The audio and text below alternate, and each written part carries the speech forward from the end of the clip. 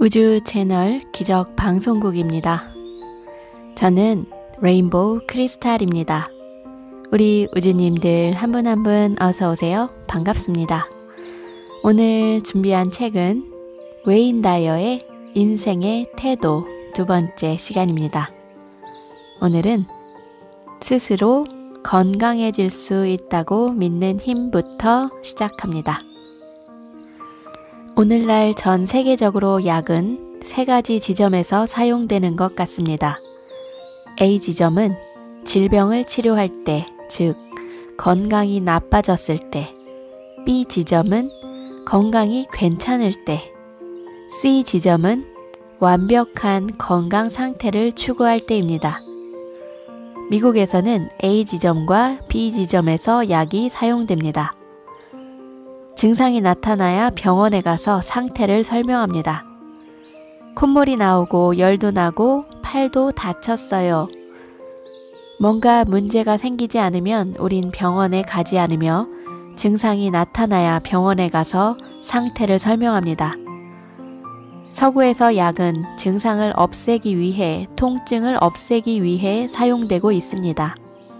하지만 약을 다른 방식으로도 사용할 수 있는데 만약 쓸개가 고장나서 제거해야 하는 상황이라면 제거 수술을 받아야 하겠죠. 하지만 건강에 이상이 없을 때 B 지점과 완벽한 건강을 추구할 때 C 지점 사이에 약을 사용할 수도 있습니다. 현재 미국 전역에서 예방의학, 전인의학, 행동의학, 인도주의적 약물치료가 확장되는 걸 보면 알 수 있습니다. 아픔을 없앤다가 아니라 더 건강해진다의 측면에서 약을 사용하면 얼마나 더 건강해질까요? 그렇게 하면 인간으로서 우리가 기대하던 바를 이룰 수 있을까요? 하루에 비타민을 몇 알이나 드시나요? 하루 종일 운동할 수 있나요? 20계단을 걸어 올라가고도 숨이 차지 않나요? 길을 힘든 코스로 트레킹을 할 수 있나요? 그렇게 해도 기분이 좋은가요? 현재의 건강을 유지하기 위한 의학, 그러니까 사람을 치유하기 위한 전인의학적이고 인도주의적인 접근 방식은 무척이나 멋진 관점입니다. 깨어있고 융통성 있는 사고를 하면 이런 식으로 생각할 수 있습니다. 자신이 얼마나 건강할 수 있을지를 생각하게 됩니다. 가정에서 많이 일어나는 일 중에 하나는 아이들이 아플 때 보상을 해주는 겁니다. 아이들이 아프면 더 관심을 가져주고 안아주고 학교에도 보내지 않고 텔레비전을 보게 해주고 평소에는 손도 못 대게 하던 탄산음료도 마실 수 있게 해줍니다. 또 아이들의 다가가 말을 걸어주고 이마를 짚어주고 마사지도 해주죠. 다르게 생각하면 아이들로서는 건강할 상태일 때가 벌을 받는 것입니다. 어떤 행동을 더 하게 만드는 방법으로는 정확히 반대의 행동을 하고 있는 셈이죠. 건강할 때 매달 의사에게 가서 검진을 받고 아플 때 대가를 치르지 않으면 어떨까요? 의사의 일이 치료가 아니라 건강을 증진시키는 것이라면 아이들을 기를 때도 똑같은 논리를 적용할 수 있습니다. 저는 아이들이 기분이 좋지 않다거나 감기에 걸렸을 때 처음에는 이렇게 말합니다. 저런, 감기에 안 걸렸을 수도 있었을 텐데 너무 공부를 열심히 했구나. 넌 정말이지 훌륭한 아이야. 그리고 무척 건강하지. 아빠는 네가 감기와 싸워 이길 수 있을 거란 걸 안단다. 누구나 감기에 걸릴 순 있지만 넌 안 걸릴 수 있어. 반대로 아이들이 잘 해낼 수 있을 때 열렬히 반응해 줍니다. 오늘 되게 멋져 보이는데 엄청 팔팔하구나. 자, 네가 뭘 할 수 있는지 한번 볼까?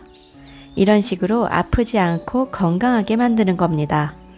아이들이 아픈 것을 뭘 얻어낼 기회로 여기지 않게 하려고 애씁니다. 그러면 아이들은 자신의 능력을 인지하고 건강을 선택하는 걸 배우게 됩니다. 운은 타이밍이 아니라 선택. 인생에서 벌어지는 일들에 대해 자신의 책임을 인정하면 어떤 상황에서도 뛰어들어가 장미 향기를 맡을 수 있습니다. 저 친구 엄청 운이 좋은걸? 저 사람은 타이밍이 완벽했어. 항상 딱 그 자리에 있더라니까. 이것은 태도의 문제입니다. 삶을 잘 운용하는 사람은 내겐 늘 좋은 일만 일어나 라고 말합니다. 반대로 누군가 차를 몰고 어떤 장소에 갔는데 주차할 자리가 없었다고 해봅시다. 주차할 자리를 못 찾는 사람들은 늘 주차할 자리를 못 찾습니다. 놀랍게도 말이죠. 삶을 높은 수준에서 운영하지 않는 사람들의 특징은 더 멀리 보지 못한다는 겁니다. 이들은 주차할 자리가 없을 거라고 생각하고 실제로 주차 자리가 없는 주차장을 봅니다. 그러나 삶을 잘 운영하는 사람들은 이런 식으로 예상합니다. 내가 주차할 자리는 있어. 하지만 내가 도착했을 때 누군가 그 자리를 차지했을 수 있겠지. 난 이기적인 사람이 아니지. 그 자리가 노상 비어 있어야 한다고는 생각하지 않아. 지금 와보니 자리가 다 찼네. 저기 나간다. 아니나 다를까? 곧 주차할 자리가 나타납니다. 제가 말하고 싶은 건 세상 만사의 본질은 주어진 상황에 대한 우리의 태도나 믿음이라는 겁니다. 나는 정말로 누구인가? 언젠가 플로리다에서 친구의 보트를 탄 적이 있습니다. 그 친구는 타륜 쪽에 있었고 저는 보트 뒤로 따라오는 항적을 한참 바라보고 있었습니다. 계속 바라보다가 이 항적은 보트가 지나온 길을 보여줄 뿐 보트를 움직이는 게 아니라는 사실을 새삼 깨달았습니다. 그러자 갑자기 항적이 시시하게 느껴졌습니다. 항적은 계속 이어지는 게 아니라 아주 조금 보트 뒤를 따르다가 금세 사라져 버렸죠. 우리도 우리의 뒤에 항적을 남겨놓습니다. 그동안 우리의 삶에 포함되었던 모든 것이 흔적을 남기죠. 부모, 학교, 사회에서 우리가 배우고 경험한 모든 일이 말입니다. 하지만 인생이라는 보트를 운전하는 건 그렇게 지나간 역사가 아닙니다. 항적이 제 친구의 보트를 끌고 가는 게 아니든 말이죠. 우리의 인생을 끌고 가는 건 지금 이 순간 우리의 에너지이지 과거가 아닙니다. 항적은 보트 뒤로 따라오는 흔적, 그 이상의 어느 것도 아닙니다. 과거에서 자유로워지고 더 큰 깨달음을 얻으려면 항적 속에 있는 모든 걸 지우세요. 과거에 일어났던 일들이 나의 지금을 결정한다는 생각을 놓아보내세요. 불가능하다는 소리를 들었던 일을 할 수 있다고 믿기로 했다고 생각해 봅시다. 한때 저는 제가 그림을 끔찍이도 못 그린다고 믿었습니다. 그리고 4학년 때 한 선생님이 제게 결정타를 날렸습니다. 내가 본 그림 중 제일 못 그린 그림이네. 넌 그림에 소질이 없구나. 그날부터 몇 년 동안 저는 4학년 때 제 그림을 평가했던 선생님의 말, 잘못된 생각을 끌고 다녔습니다. 지금 믿고 있는 모든 것을 다시 살펴보세요. 누군가에게 전해 들었던 종교적 믿음이든 책에서 읽은 내용이든 내게 큰 영향을 준 누군가의 가르침이든 지금 이게 내 생각을 다치게 만든 것 같아 라고 여겨지는 것들을 말입니다. 지금 내게 불가능한 건 아무것도 없어. 이제 과거의 모든 생각을 흘려보낼 거야. 그 생각들을 쭉 적어보세요. 그러면 오늘의 당신에게 영향을 미치지 못하는 것들, 그래서 하나씩 지워나갈 만한 것들이 100가지는 될 거예요. 그런 다음 새로운 현실을 실험해보세요. 당신이 바라는 일이나 만나고 싶은 사람, 그 이외에 무엇이든 비전을 마음에 품어보세요. 그리고 그것을 실현시키는데 집중하세요. 그 일이 실현되도록 이끄는 작은 일들을 하세요. 그러면 자신이 인생의 공동 제작자가 되었음을 문득 깨달을 겁니다. 그러면 삶에서 일어나길 바라던 것을 만들어내고 되고자 하는 사람이 될 능력이 있다고 더욱 믿게 될 거예요. 내면의 비전을 당신의 삶에 그리고 중심에 두도록 하세요. 아이는 스스로 행동할 때 성장한다. 부모로서 아이의 자립심을 키워주고 싶다면 어떻게 해야 할까요? 아이에게 목적의식을 갖게 해주는 것이 부모의 임무 중 하나입니다. 하지만 당신이 그걸 줄 수는 없어요. 특히 아이가 10대라면 부모로서 해줄 수 있는 가장 좋은 일은 행동의 본보기가 되어 아이 스스로 깨우치게 하는 것입니다. 기억하세요. 사람들이 나를 대하는 방식은 내가 그들에게 일러준 대로라는 것을. 부모인 당신이 아이들을 도와주고 대화를 나누고 당신이 하는 행동을 설명해 주기 위해 그 자리에 있다는 걸 분명하게 알려주세요. 살아가는 모습을 통해 당신이 어떤 사람인지 알게 해주세요. 말로 하거나 아이들에게 뭘 하라고 지시하는 것이 아니라요. 이것이 중요합니다. 예를 들어 아이가 형편없는 성적표를 들고 집에 오는 게 당신의 그날 하루를 망칠 이유가 될까요? 그게 누구의 문제인지 스스로 물어보세요. 어째서 아이의 성적표에 화를 내며 자신의 문제로 만드는 걸까요? 누구에게도 상대를 무시하거나 상대가 원하는 일을 허락할 자격은 없습니다. 부모이기에 그런 엄격한 권한을 가진 듯이 행동할 수는 있겠죠. 그러나 반대로 아이들이 스스로 답을 찾을 수 있도록 도와줄 수도 있을 겁니다. 절대 해서는 안 될 일은 당신이 모든 걸 다 해주고 스스로 인생을 힘들게 만드는 겁니다. 아이들의 행동은 그들의 몫임을 가르쳐주고 당신은 그저 양육자로 남는 걸 선택하세요. 부모들이 제게 와서 자녀가 자기를 무시한다고 말하면 저는 아이들을 어떻게 대하느냐고 묻습니다. 대개는 아이들의 점심을 만들어주고 빨래를 해주고 모든 일을 해줍니다. 아이가 당신에게 비속어로 말하는데 애가 사춘기구나. 도시락을 싸줘야지. 스포츠 센터에 갈 때 데려다 줘야지. 학교가 끝나면 데리러 가야지. 라고 생각하며 반응한다고 해봅시다. 아이가 뭐 때문에 태도를 바꿀까요? 대신 아이에게 이런 식으로 말할 수 있습니다. 나를 존경하라거나 좋은 말을 쓰라고 강요할 순 없지만 그런 식으로 행동하면 나도 내게 좋은 대접을 해주진 않을 거야. 그런 식으로 행동하고 싶으면 내가 없을 때 해. 난 언제까지고 널 기다려주는 사람도 아니고 네 하인도 아니란다. 아이들은 직접 행동을 하면서 배워야 합니다. 누군가 자기를 위해 대신해 주는 게 아니라요. 아이에게 뭘 해줘야 한다는 생각이 들면 이런 사실을 기억하세요. 당신은 아이의 노예가 아닙니다. 당신은 아이를 위해 희생될 이유가 없으며 당신의 삶을 희생할 이유도 없습니다. 당신이 해줘야 할 일은 사랑의 본보기가 돼주고 자기가 처한 상황에 책임을 지는 인간, 자녀가 아니라 인간으로서 의미와 의무감을 가진 사람으로 길러주는 것입니다. 전 아이들에게 누군가의 행동으로 인해 화를 내고 분노하고 상처 입고 좌절하면 그때가 삶에 대한 통제권을 포기하는 순간이라고 가르쳤습니다. 그건 세상 사람들에게 이렇게 말하는 것과 같습니다. 나에 대한 당신의 생각이 나의 생각보다 훨씬 중요해요.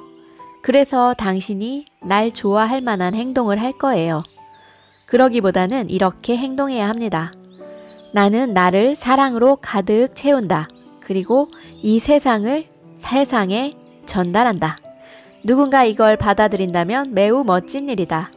받아들이지 않는다면 그건 그냥 그들이 그렇게 한 것뿐이다. 이 지구상에 업보가 있다는 걸 나는 이제 이해하기 시작했다. 내가 알고 있는 건 오직 내 고통과 괴로움, 어려움에 대해 스스로 책임을 지는 것이 중요하다는 점이다. 다른 사람들이 비애에 차 있을 때 사랑으로 품어주면 그 사랑이 되돌아올 것임을 잘 알고 있다. 세상을 은행이라고 생각해보세요. 가장 높은 이자를 주는 은행이라고요. 그 은행에 $1000어치 사랑을 저축하세요. 그럼 매 순간 $1300어치의 사랑을 받을 겁니다. 보너스까지 받는 거예요. 그 보너스는 모든 사람을 향해 이런 식으로 사랑으로 행동해야 한다는 걸 알려줍니다. 세상은 내가 준 것을 되돌려줍니다. 우리는 자신이 말한 대로 됩니다. 그게 인생에서 도달할 최선의 자리입니다. 뭔가를 할 때 중요한 점은 원하는 것이 이미 이뤄진 듯 행동하는 겁니다. 그러니 이렇게 말하지 마세요. 이런 목표들을 세우고 정말로 열심히 노력하면 내가 원하는 걸 얻을 거야. 나중에 목표를 달성하면 얼마나 흥분될까? 행복과 성공은 모두 내적 개념이며 소망도 마찬가지입니다. 만일 목표를 달성하기 위해 노력하기 때문에 행복해진다고 생각한다면 외적으로 분투하는 삶을 살게 될 뿐입니다. 우리가 가져야 할 마음가짐은 이미 이뤘다는 심리 상태이지 분투하는 심리 상태가 아닙니다. 래프 알도 에머슨은 이렇게 말했습니다. 그 순간을 마무리하는 것, 길 위에 내딛는 발걸음마다 그 여정의 끝을 찾는 것, 좋은 시간들로 삶을 채우는 것, 그것이 지혜다. 이것은 여행이다. 목적지가 아니다. 성공과 행복을 불러일으키기 위해 중요한 건 여정을 계속해 나가는 발걸음마다 목표를 떠올리는 것입니다. 분투하는데 온 신경을 쏟으면 한계를 모르는 사람이 될 수 없습니다. 미래에 도달해야 할 목표에만 에너지를 쏟으면 더 많이 일하는 병으로 고통을 받는 자아에 휘둘리는 사람이 됩니다. 혹시 자신이 행복하지 않다면, 지금 이 순간 하고 있는 일에서 만족감을 느끼지 못하고 있다면 우리에겐 그걸 바꿀 수 있는 선택권이 있다는 거. 지금까지 해온 일에 집착하지 마세요. 지금까지 해온 일은 그저 한때 당신이 했던 선택들일 뿐 우리에게는 언제나 마음을 바꿀 힘이 있습니다. 사실 계획을 바꾸는 것은 인생에서 자신이 정말로 바라는 바가 무엇인지 더 빠른 시간 안에 알려주는 계기일 수 있습니다. 기억하세요. 실패는 기회가 될 수 있습니다. 난 지금 이 방향으로 가야 할 것 같아 라며 자신에게 적합하지 않은 계획을 계속 밀고 나가기보다는 무엇이 적합한 것인지 찾아야 합니다. 인생은 충분히 오래 그리고 훨씬 더 의미 있어질 겁니다. 강연에서 인생의 여정을 바꾸라는 이 주제를 꺼내들면 청중석에서 웅성거리는 소리가 들려옵니다. 전 가장으로서 책임을 져야 한다고요. 그런데 대출이 남아있다고요. 이 책을 읽는 당신도 이런저런 생각들을 떠올리고 있다는 걸 저도 잘 알고 있습니다. 그런데 이유는 수도 없습니다. 그런데들은 불안에서 시작된 것입니다. 실패를 꺼리는 한 결코 성공할 수 없습니다. 다른 사람보다 더 나아지는데 집중하라는 말이 아닙니다. 모두를 이겨 승자가 되어야만 한다면 결국 패자가 되기 때문이죠. 누구도 모두를 이길 수는 없으며 승자라고 해서 더 훌륭한 사람도 아닙니다. 이건 승리에 관한 정의에서도 전혀 적합하지 않습니다. 다른 사람을 이겨야만 자신이 어떻게 하고 있는지 판단할 수 있다면 다른 사람의 성과가 자신이 잘하고 있는지를 결정할 겁니다. 한계를 모르는 사람은 자신이 어디에 있는지 판단하기 위해 다른 사람을 살펴보지 않습니다. 그들은 이렇게 말하죠. 저건 저 사람이 하는 방식이지. 저건 저 사람의 속도야. 나와는 관계없어. 내가 있는 곳에서 내가 어떤 사람인지 판단하자. 떠나는 자에게 복이 있나니. 지금의 직업에 만족하지 못한다면 우선 현재 하고 있는 일에 대한 자신의 태도를 바꿔야 합니다. 한계를 모르는 사람은 독방형을 선고받아도 스스로 유리한 상황을 만들어냅니다. 어떤 사람은 제 아무리 끔찍한 환경에 처해도 그렇게 할 수 있습니다. 나치의 강제 수용소에서 살아남은 사람들을 생각해 보세요. 풀 한 포기, 햇빛 한 줄기, 빵 한 조각에도 아름다운 이야기를 나누며 그 순간에 충실했습니다. 이런 환경에서도 그렇게 할 수 있는데 우리가 태도를 바꿀 수 없고 더 개선할 수 없는 일이라는 게 세상에 있을까요? 어쨌든 그렇게 했을 때 비로소 밖으로 나가서 다른 일들을 할 기회를 잡을 수 있습니다. 태도를 바꾸려고 하지만 여전히 목적의식의 중요성을 느끼지 못하고 있다면 이제 위험을 감수할 때입니다. 지금 처한 환경을 바꾸세요. 지금 하는 일에서 떠나세요. 당신 인생이 결단나게 두지 마세요. 매달 공과금을 지불하기 위해 일한다면 변화가 필요한 사람은 바로 당신입니다. 조언을 받아들여야 하는 사람입니다. 마크 트웨인의 말 중에서 제가 좋아하는 말이 있는데요. 나는 노인이고 수많은 문제를 가지고 있었다. 하지만 그것들 중 대부분은 일어나지 않았다. 머릿속에 떠올린 무척이나 끔찍한 일들, 새로운 시도를 한 결과로 벌어질 거라고 생각하는 그런 재난은 모두 당신의 머릿속에만 있는 것입니다. 거기에서 나와 해야 할 일을 하세요. 새로운 일을 해보고 지금 관계에서 벗어나고 다른 지방이나 나라로 이사를 해보고 늘 하고 싶었던 일을 해보세요. 처음에는 힘이 들고 돈을 많이 벌지 못할 수도 있습니다. 하지만 기회는 있습니다. 당신은 실제로 더 나은 일을 하게 됩니다. 대부분의 사람은 개인적 사명, 목표를 갖는 게 매우 귀중함을 알고 있습니다. 자신에게 중요한 일을 할 때 하루하루를 어떻게 느끼게 될까요? 저는 대학에서 교편을 잡은 적도 있고 뉴욕에서 심리 상담사로 일하기도 했습니다. 수없이 많은 강연을 하고 다양한 일들을 했죠. 그런데 제가 바라는 목적의식을 주지는 못했습니다. 난 이 일을 원하지 않아. 난 글을 쓸 거고 강연을 할 거고 텔레비전 쇼에 나갈 거야. 난 이 모든 일이 일어나게 할 거야. 저는 이런 말들을 많이 했습니다. 또한 이런 말도 들었습니다. 세상에는 자기계발서가 한 권 더 필요하지 않고 우리에게 뭘 하라고 말하는 심리학자 한 명이 더 필요하지도 않아.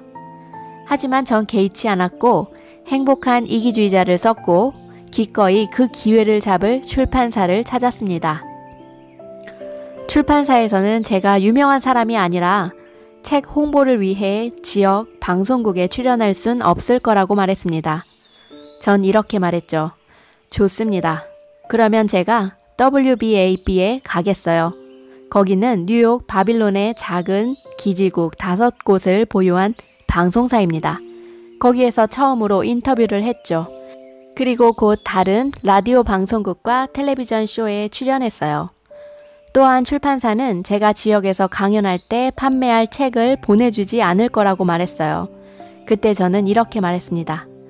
괜찮아요. 제가 가지고 가면 됩니다. 어쩌면 책에 2쇄를 찍을 수 없을지 모르겠다는 말을 들었을 때도 1쇄 남은 것을 제게 보내주세요. 라고 말했죠. 그리고 어느 날 책 2,000부가 제 집 창고로 배달되었습니다. 출판사에서 2쇄를 찍지 않을 거라고 공식적으로 알려왔을 때도 그럼 출판사에는 1쇄가 한 부도 안 남아있는 거네요. 다 팔린 거죠? 라고 말했죠. 물론 제가 그 책들을 샀지만 말입니다. 그리고 라디오쇼에 출연했을 때 이런 질문을 받았습니다. 어디서 그 책을 살 수 있죠? 전 어느 지역에 가든 근처에 있는 서점을 모조리 알아두었기 때문에 이 지역에서는 이 서점에서, 저 지역에서는 저 서점에서 살 수 있습니다. 라고 대답할 수 있었죠. 곧장 서점들에서 그 책을 보유하고 있지 않다는 전화들이 걸려오기 시작했습니다. 그러면 저는 그 서점에 트럭을 몰고 가 행복한 이기주의자를 주었죠. 벌써 그 책에 대한 문의가 몇 번이나 왔어요. 이게 어디 있었나요? 라는 질문에 책을 건네며 여기에 몇 권 두고 가도 될까요? 팔리지 않으면 저한테 다시 보내셔도 되니까요. 라고 대답했습니다. 서점은 승낙했죠. 이렇게 스스로 제 책을 유통했고 책은 다 팔렸습니다. 저는 전국을 돌아다니며 수많은 인터뷰를 했고 도시에서 도시로 운전을 했습니다. 더 투나잇 쇼에 출연하려고 여러 번 시도한 끝에 마침내 섭외 전화를 받았고 행복한 이기주의자의 인기가 급격하게 올랐습니다. 기회를 잡게 된다고 해도 자신이 되고 싶은 사람에 관한 생각을 지속하는 것이 현명합니다. 아직 어떻게 해야 성공으로 갈 수 있을지 모른다 해도 그렇게 해야 합니다. 여전히 앞길이 보이지 않는다 해도 그 길로 가는 걸음을 내디디도록 스스로를 격려해야만 합니다. 그냥 해야 합니다. 해야 하는 겁니다. 우리는 여정을 해 나가면서 계속 초심자의 태도를 유지해야 합니다. 이전까지 들어왔던 것, 자신의 관점이 옳다는 확신을 얻기 위해 다른 관점을 거부하거나 부정하고 있나요? 자신이 알고 있는 것을 고수하고 다른 관점을 부정적인 태도로 대하고 있나요? 그러면 새로운 것, 흥미로운 것, 색다른 것, 자신을 성장시키는 것을 받아들일 내면의 자리는 없게 됩니다. 전문가를 경계하세요. 전문가가 되는 것을 경계하세요. 스스로 한계를 만들지 마세요. 스스로 한계를 만들면 행복이나 목적의식이 우리를 찾아올 수 없습니다. 마치 콜레스테롤로 혈관이 막혀 혈류가 흐르지 않는 것처럼 말이에요. 막힌 혈관을 뚫어야 합니다. 그렇게 하려면 마음을 열고 자신감 있게 앞으로 나아가야 합니다. 그리고 자신에게 합당한 일, 자신을 기분 좋게 만드는 일, 다른 사람들에게 기여하는 일, 다른 사람들에게 유용한 일을 하는 겁니다. 바가바드 기타에는 자신의 일을 하는 것이 더 나아지는 방법이라는 말이 있습니다. 다른 사람의 일을 완벽하게 하는 것이 아니라 비록 완벽하지 않더라도 자신의 일을 해야 한다는 거죠. 많은 사람들이 이 교훈을 깨닫지 못하고 있는데 특히 서구 문화권에서 더더 그런 것 같습니다. 자신의 행복을 쫓거나 자신이 되고자 하는 바를 추구하고 있다면 꿈이 있는 방향으로 자신감 있게 나아가는 행동 안에 진실한 동기가 있음을 알아두세요. 현재 저항하거나 갈등하고 있는 일이 무엇이든 그것을 다시 말하고 생각해 보는 것은 인생을 풍요롭게 해줍니다. 저항감이 드는 일은 나를 약하게 만들지만 내가 스스로 뭔가를 할 때는 힘이 생긴다. 이 간단한 약속을 마음에 새기세요. 하고 싶은 일이라면 그 일과 관련되어 저항감이 들지 않습니다. 직업 환경에 저항하는 마음이 든다면 싫어하는 사람이나 화를 부추기거나 자신에게 반대하는 사람이 있다면 그들에 대한 뒷담화를 하게 될 겁니다. 그런 자신을 멈추세요. 당신이 반발하고 있는 건 모두 자신을 약하게 만듭니다. 우리는 자신의 행복을 따라야 합니다. 자, 수세기 전에 살았던 볼테르라는 작가가 있습니다. 캉디드라는 놀랍고도 멋진 책을 썼는데 이 책의 내용으로 마무리하겠습니다. 우리는 자신만의 정원을 조성해야 합니다. 다른 사람들이 순물을 기르는지 어떤 농약을 쓰는지는 중요하지 않습니다. 내 정원은 내가 그리는 방식으로 일구는 겁니다. 감사합니다.